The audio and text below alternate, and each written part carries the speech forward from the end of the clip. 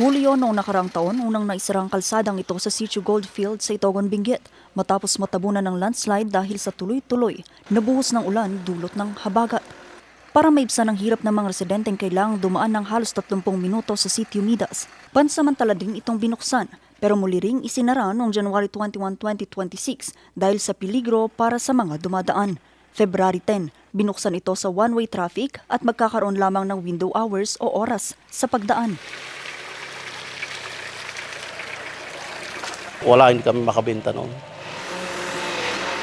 Naging malaking hamon ang pagsasaayos ng kalsada. Wala kasi silang mapaglagyan ng mga lupang tatanggalin sa natabunang kalsada.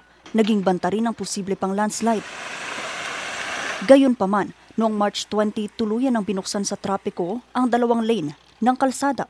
Sa ngayon, pumantay na at nahanap na nila ang orihinal na kalsada dito nga sa Sitio Goldfield, Barangay Poblasyon at bukas na rin ito para sa two-way traffic. Pero ang pinangangambahan lalo na ng MDRRMO ay ang posibleng pagguhumuli ng bundok na makakaapekto sa pagsasarado muli ng kalsadang ito, lalo na ngayong sumapit muli ang panahon ng tag-ulan.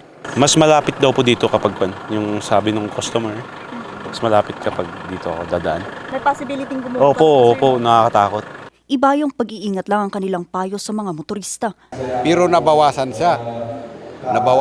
So baka mag-i-excavate doon sa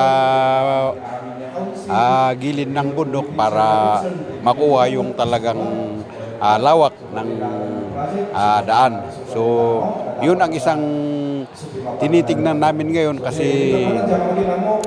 masyadong marami yung nasa taas na kuwan.